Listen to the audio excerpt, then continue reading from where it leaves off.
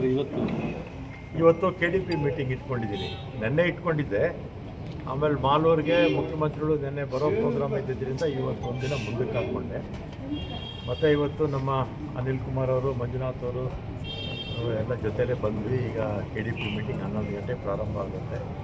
ಮತ್ತು ಈ ಬಾರಿ ಗೊತ್ತಲ್ಲ, ಮಳೆ ಬಂದಿಲ್ಲ, ಬಿತ್ತನೆನೂ ಕೂಡ ಭಾಳಷ್ಟು ಕಡೆ ಆಗೇ ಇಲ್ಲ. ಒಂದು ಕುಡಿಯೋ ನೀರಿಗೆ ಹೆಚ್ಚು ಆದ್ಯತೆ ನಾವು ಕೊಡಬೇಕಾಗುತ್ತೆ. ಎರಡನೇದಾಗಿ ಮೇವು, ಎರಡು ಭಾಳ ಇಂಪಾರ್ಟೆಂಟು ಈ ವರ್ಷ. ಮತ್ತು ದಾರಿಲಿ ಬರೋವಾಗ ಮಂಜುನಾಥ್ ಕೇಳಿದ್ರು, ಯಾವಾಗ ಎತ್ತಿನೊಳೆ ನೀರು ಬರುತ್ತೆ ನಮ್ಮ ಕೆರೆಗಳಿಗೆ, ನೀರು ತುಂಬುತ್ತೆ ಅಂತ ಕೇಳಿದ್ರು. ಆಮೇಲೆ ನಾನು ನೀರಾವರಿ ಸಚಿವನಾದ ಮೇಲೆ ಅಲ್ಲಿ ಎತ್ತಿನೊಳೆ ಜಾಗಕ್ಕೆ ಹೋಗಿದ್ದೆ. ಅಲ್ಲಿ ಒಂದು ಬೇಲೂರು ತಾಲೂಕಲ್ಲಿ ಸುಮಾರು 0.8 ಕಿಲೋಮೀಟರ್ಸು, ಅಂದರೆ 800 ಮೀಟರು ಡಿಸ್ಪ್ಯೂಟ್ ಇತ್ತು. ಅಲ್ಲಿ ಇರ್ತಕ್ಕಂಥ ಉಳುಮೆ ಮಾಡ್ತಾ ಇರ್ತಕ್ಕಂಥ ಜನಕ್ಕೆ ದಾಖಲೆ ಇರಲಿಲ್ಲ. ಆದರೂ ಕೂಡ ಎಕ್ಸ್ಗ್ರೇಷಿಯಾ ಅಂತೇಳಿ ಕ್ಯಾಬಿನೆಟ್ಟಲ್ಲಿ ಅವರಿಗೆ ಹಣ ಸ್ವಲ್ಪ ಕೊಡಬೇಕು ಅಂತ ತೀರ್ಮಾನ ಮಾಡಿದರು. ಅದರ ಪ್ರಕಾರ ಜಿಲ್ಲಾಧಿಕಾರಿಗಳ ಅಕೌಂಟಿಗೆ ಹಣ ಕೂಡ ಹಾಕಿದ್ವಿ. ಆಮೇಲೆ ನಾನು ಅಲ್ಲಿ ಹೋಗಿ, ನಾನು ಶ್ರೀನಿವರು ಮತ್ತು ಅಲ್ಲಿನ ಸುರೇಶ್ ಅವರು, ಶಾಸಕರು ಎಲ್ಲರೂ ಬಂದಿದ್ದರು. ಕೆಲಸ ನಡೀತಾ ಇದೆ. ಮತ್ತು ಅವರು ಸ್ವಲ್ಪ ಇನ್ನೂ ಹೆಚ್ಚಿನ ಹಣ ಬೇಕು ಅಂತ ಹೇಳಿದ್ದಾರೆ.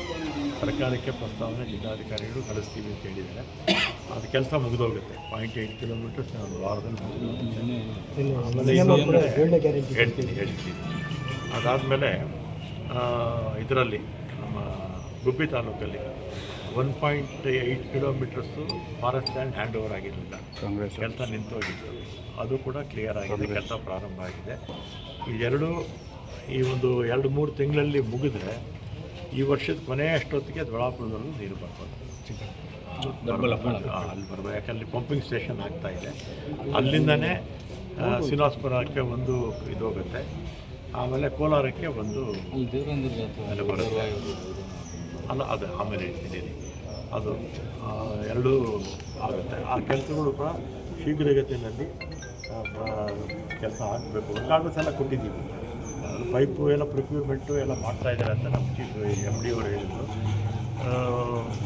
ಮತ್ತು ನಮಗೇನಂದರೆ ಮಂಜುನಾಥ್, ನಮ್ಮ ಅನಿಲ್ ಕುಮಾರ್ ಯಾವಾಗ ಬರುತ್ತೆ ಅಂತ ಕೇಳಿದ್ರು. ನಾನು ಹೇಳಿದೆ 27ಕ್ಕೆ ಈ ಎಲ್ಲ ಕೆಲಸಗಳು ಮುಗಿಸಿ ಈ ಎಲ್ಲ ಸುಮಾರು 300 ಕೆರೆ ಬರುತ್ತೆ, 2 ಜಿಲ್ಲೆ ಸೇರಿ.